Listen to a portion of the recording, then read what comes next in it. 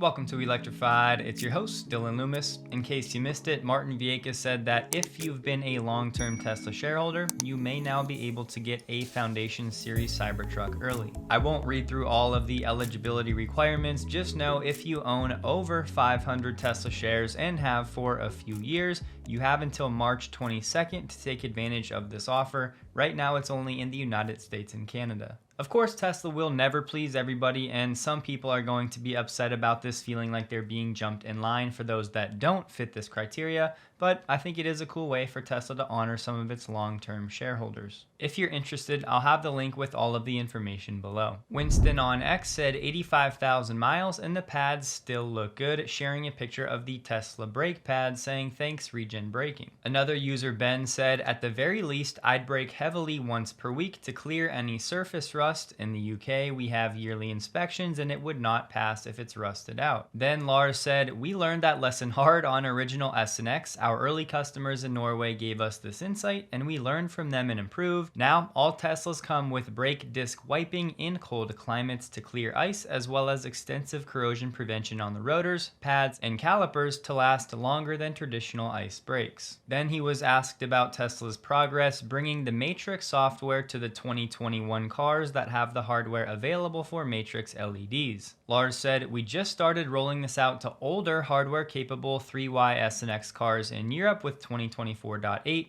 Great work by the teams to get this going and approved.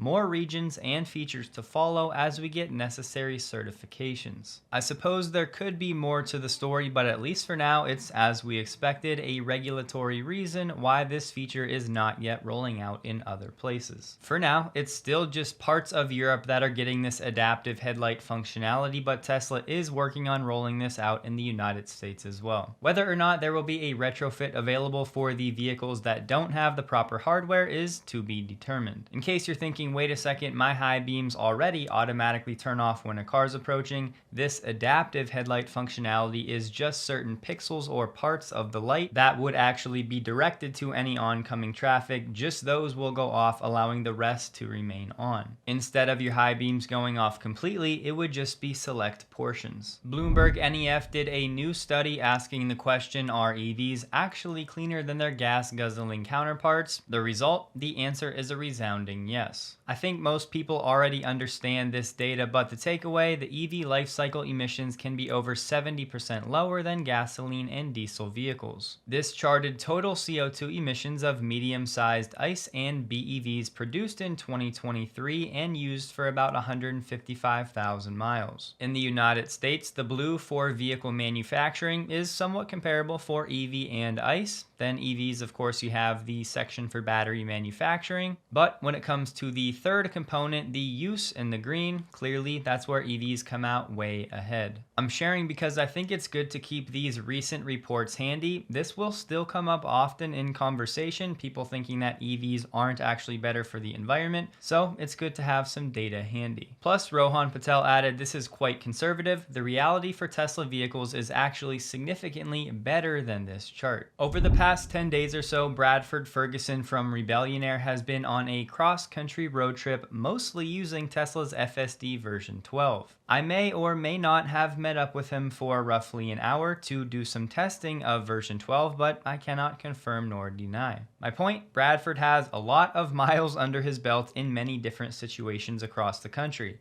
He said V12 has nearly perfected roundabouts. It's fixed nearly every issue in my neck of the woods in Carmel, Indiana, and some videos will be coming soon. I do have some thoughts of my own to share, but the time has not come just yet. Bradford said V12 seems to have fixed 90% plus of the issues people were having with V11, but it's taken a step backwards by pulling out more often at the wrong time. Look at this. So Okay. Oh man. Okay, it's gonna make this tight squeeze, but I'm afraid of the pedestrians. I like the speed that it's going Yeah, forward. we just It just said, I wish Tesla would include these cameras up front so that these situations are not hairy like that. Yeah, I see what you're saying. Right? Like for these Why not? slow speed Yeah. ones? Yeah. Like maybe on the front bumper on the sides? Yeah. I think this situation right here, going up a steep hill, no stop sign, your view is blocked to the left and the right, this would be the quintessential argument for Tesla maybe needing a front bumper camera to actually complete full self-driving. Naturally, the easy counter argument for this one is that, well, it just pulled off this situation without it. Add this to the list of conversations I would love to hear Elon and the engineers discussing, maybe while they're out demoing a version of FSD. I feel like once a quarter for 30 or 45 minutes where we can ask questions and just hear them talk about those answers. We can dream, right? And yes, I know last week we talked about how Tesla is most likely in the process of bringing a front bumper camera to all of its vehicles sometime in the next 12 to 18 months. But the word right now is that'll be for auto park and other features. It will not be for full self-driving. There are at least a few users that are now getting FSD version 12.3. At least so far, there are no new release notes that I've been able to find. Elon, doing something he's always done very well, providing some hype, said this is a big release, should arguably be called version 13. One criticism I'm seeing Elon get a lot right now is that he also said version 12 was not going to be a beta. He could still technically be correct. If a later release of version 12 loses the beta, then he will have been correct. The word on this release so far, it's for employees, but a few customer vehicles as well. Will this be the version that eventually goes to a wide release? Right now, we don't know for sure. A Malaysian news source has confirmed Model Y deliveries are officially underway. The first batch of 80 units is being handed over to customers today.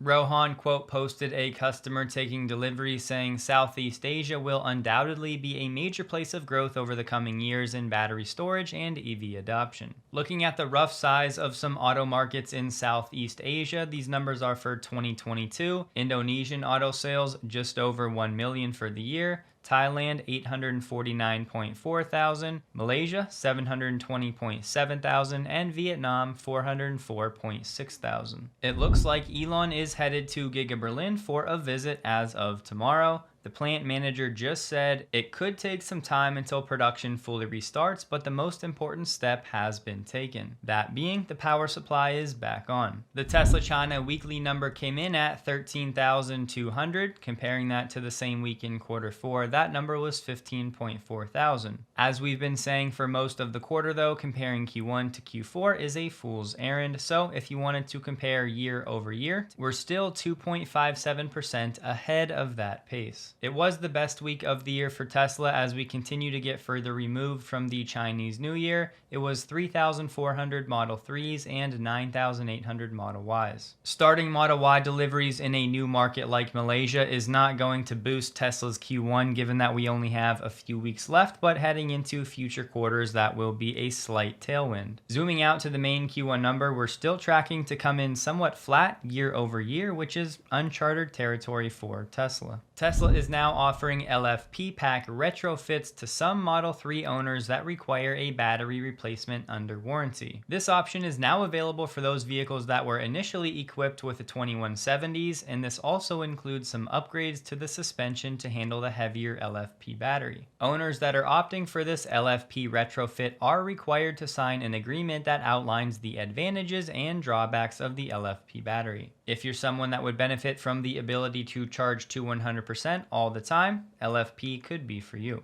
This one's about 2 weeks old, but I thought it was pretty cool. Fremont was dubbed the happiest city in the United States. The survey said Fremont residents report high rates of life satisfaction and low rates of depression. Another factor contributing to Fremont's happiness level is the city's low separation and divorce rate at 8.9%. It's the lowest in the country. This was an interesting article from the Nikkei Asia talking about how Washington is now lasering in on the use of LiDAR technology by some of these Chinese companies. Basically, our government is concerned that Chinese vehicles using LiDAR can collect sensitive information. There's one Chinese company in particular that's under the most scrutiny right now. That's Hesai. Reason being, they control 47% of the global market sales of LiDAR technology. Hesai has also been accused by US companies Velodyne and Ouster of IP infringement. Hesai was the first Chinese LiDAR company to list on a US stock exchange back in February February 2023. Hesai has denied any allegations that they're linked to the Chinese military, saying, "Hesai LiDARs are for civilian use only. We don't sell our products to any military in any country, nor do we have ties of any kind to any military in any country." The company blamed the Pentagon's move on intense lobbying by LiDAR competitors who are, quote, "years behind in product development and failing to deliver any products suitable for the automotive market." I must say, I would be curious to hear what our government would deem as sensitive data that these LiDARs could actually gain access to. Other than location coordinates, which are somewhat public already, what are we talking about here? More importantly though, from a competitive standpoint, think about how pretty much all of the industry is reliant on LiDAR technology in their efforts for solving autonomy, outside of maybe Tesla, AI, and a few others. There are no guarantees anything happens from this heightened scrutiny. However, if there are more regulations and restrictions in place on what LiDAR sensors companies can actually use in the United States, that of course puts companies in a tough competitive spot, especially if any performance gap between Chinese LiDAR and American LiDAR would actually persist into the future. In China, all eyes are going to be on Xiaomi. They're well known for making smartphones, but now they're trying their hand at making electric vehicles. They just announced they're going to offer their SU7 series for purchase on March 28th in 29 cities without disclosing the price. Their co-founder has said the company's EV will not be a budget proposition. He said they're intending the SU7 to rival Porsche's Taycan Turbo in terms of performance and Tesla's Model S in technology features. A pretty high bar. This is not a sponsored episode, but just to show you I do actually use ground news. This Tesla item today, 65 different outlets reporting on this one topic. The IIHS rolled out a new safety rating system for partially automated driving systems, and let's just say this first round of testing did not go well for anybody. The scores up for grabs: good, acceptable, marginal, or poor. None of the automated systems, there were 14 of the industry leaders that were tested, landed an overall rating of good. 0. Of the 14 systems rated, 11 were found to be poor, including Tesla's Autopilot and FSD. The only system that performed worse than Tesla's was Volvo's Pilot Assist. Let me make the distinction here. This new testing is not for the actual capability of these ADAS systems. It's only for the car's ability to actually monitor the driver while using these ADAS systems. The whole industry right now is just a little goofy. You have these automakers trying to offer features like hands off the wheel, the ability to read a book or do whatever on the highway. Yet now we have the IIHS saying, no, you need more cameras, more driver monitoring to make sure that they're paying even more attention. I just happen to be in the camp right now that no matter what system you're using at this point, if you're behind the wheel of the vehicle, you should always be paying attention. The top rated system was from Lexus, their teammate with Advanced Drive. It got a rating of acceptable. The number 2 spot went to GM's Super Cruise. The IIHS did say the 2 Tesla systems it tested used software that preceded the company's latest update from December. So contrary to what many of these headlines would have you believe, this is not just Tesla being singled out. It's a new rating system. There will definitely be back and forth in the weeks and months ahead between the automakers and the IIHS, but this could result in more of a nag situation for all automakers. The IIHS president said most of them don't include adequate measures to prevent misuse and keep drivers from losing focus on what's happening on the road. He also said they're trying to fill a regulatory void left by inaction on the systems from NHTSA. He said NHTSA needs to do more to set standards for the systems which are not able to drive themselves. They said the systems should be able to see if a driver's head or eyes are not directed on the road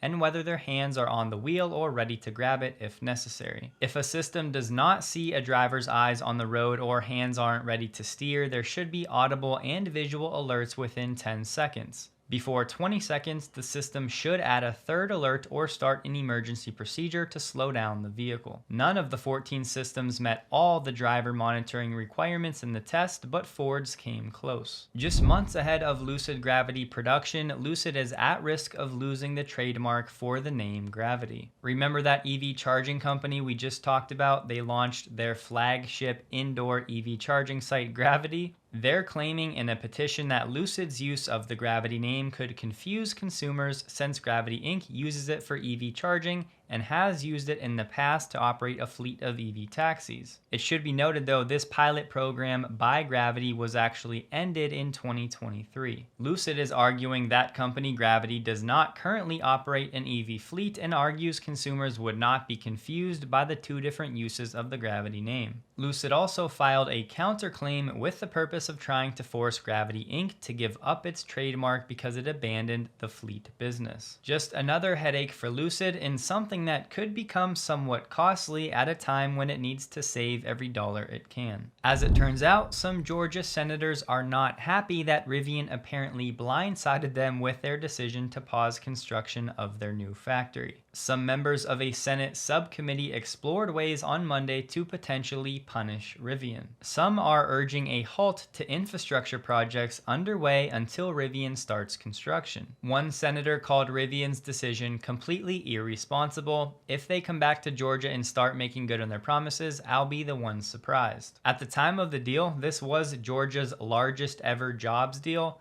but the company does have several years before it would violate its incentives agreement with the state. Until they tell us they can't live up to that commitment or they breach their contract, then we are under obligation to allow them to live up to their commitment. Seems like maybe this was more of a case of some senators having a little tantrum. Mike Bell was just interviewed. He worked at Apple for 17 years. He worked on the development of multiple different products, one of which was the iPhone and Apple TV. Most recently though, he's Lucid's VP of Digital. He said, "The biggest thing I see is that traditional automotive manufacturers don't seem to understand you can't apply old ways of doing things to this new software-defined vehicle paradigm. You have to do most of the stuff in-house, writing a spec, giving it to a third party, waiting 6 months, then slapping together the piece you get. You're gonna end up with something pretty mediocre against what happens if you bring the talent in-house to own everything yourself." This, the automotive industry, is now a systems play. The software and the hardware, the mechanics and the dynamics, they're all one thing. A lot of people are not willing to make that leap and adopt this new way of doing things. I think the auto industry needs to adopt a little more of the Silicon Valley mindset. We fix things in days, not weeks, or weeks, not months. The thing that will propel the software-defined vehicle forward is to take advantage of these huge leaps in technologies and capabilities. It's not just 10% better every year, it's a dramatic leap. Finally, people don't understand the power of software-defined vehicles where the functionality and behavior of the vehicle can be changed through software. I totally agree with that final sentiment that I think your average consumer still does not know how much better cars can get with time from software updates. I'm sure most of you picked up on it, but everything he was saying was effectively describing what Tesla does incredibly well. This is also not sponsored at all, just an Electrified community member, Vasho, who does some wood burnings and is a big Tesla fan. He has all kinds of different Tesla designed items on his Etsy store, and I just wanted you guys to know he is open to doing custom work too if you had your own design that you wanted to have him turn into some art. He's a friend of the channel. I think he does cool work and I wanted to give him a shout out. I'll have his store linked below if you're interested. You've heard me say on the channel now for a long time, EVs are sadly going to be politicized more and more as we lead up to the election. I just want you guys to know, if I don't share an article like this one today, some of those comments that Trump had about EVs that were no surprise, they were negative, I promise you I am not doing it from any sort of political angle. It's just really not news. At this point, we know each candidate's stance and both sides are going to play the vote getting game. It's just how things work. If we learn something new or a policy might change, we'll absolutely cover it, but most of this stuff is just noise. This time around, Sawyer put together a separate petition different than the one we shared a couple weeks back. Same topic though, for NHTSA to stop requiring paper recall letters and classifying OTA updates as recalls. If you want to sign this one too, it can't hurt. It'll be below. We have some executives at BYD saying there are some issues, including a weak market demand, too high of pricing, quality control, and internal tension over how quickly BYD should seek to grab market share in Europe. They said the company's inexperience showed in some problems that have arisen, like handling of mold in cars and the piling up of thousands of vehicles in European warehouses. The execs said the company was unlikely to achieve the leadership's internal target of selling 400,000 cars outside of China this year,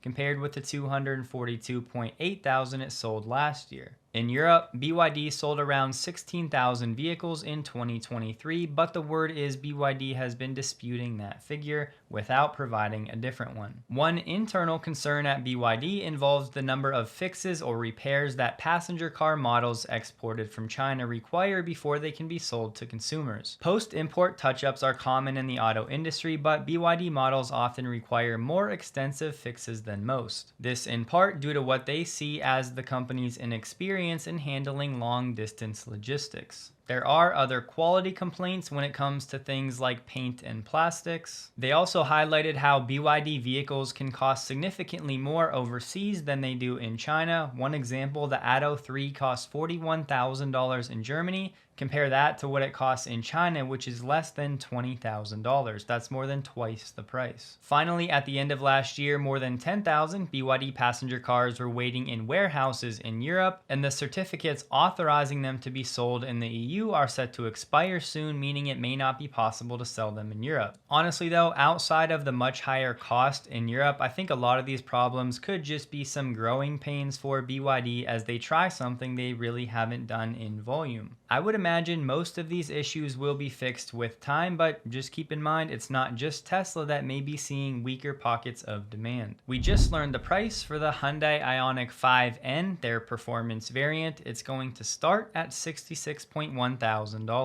They're touting a 0 to 60 of 3.25 seconds with launch control and their boost function. The Model Y performance is 3.5 seconds. And it also costs about $14,000 less, and that's before the tax credit. Checking in on Tesla stock valuation metrics, just looking at the 2024 forward PE that sits at about 45. Gary Black shared this from the Bloomberg terminal, just showing Tesla's historical forward PE so you can get a sense of where 45 actually falls. The lowest this metric has been over the past few years, it dipped briefly below 20, and the highest it was up over 180 back toward the end of 2020. Personally though, I'd rather look at the PEG ratio, so if we look at the far column on the right, that's for an implied 10% growth in Tesla's earnings. That would give Tesla, using its forward PE, a PEG of 4.52. I'm showing you this because using these traditional metrics that yes, Wall Street does still at least look at, from this standpoint alone, you can still argue Tesla stock is overvalued.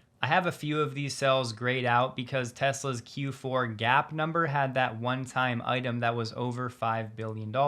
Thus, that was a one-time positive impact that has artificially inflated Tesla's GAAP numbers for Q4. Tesla stock closed the day at $177.54, down 0.13%, while the Nasdaq was up 1.54%. It was a lower volume day for Tesla, trading about 14 million shares below the average 30-day volume.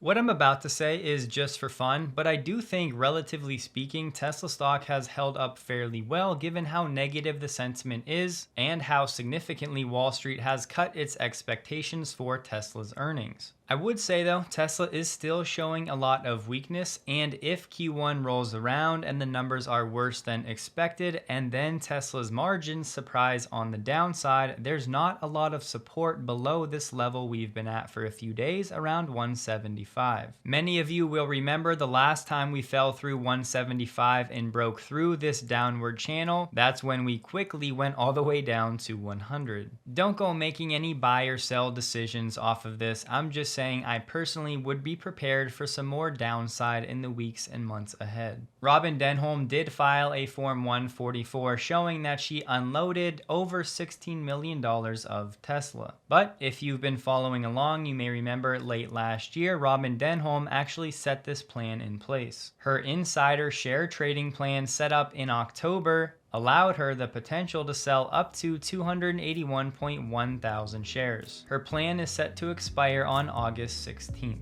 I would also note she's held some of those shares for over 6 years. Hope you guys have a wonderful day. You can find me on X linked below. Please like the video if you did, and a huge thank you to all of my Patreon supporters.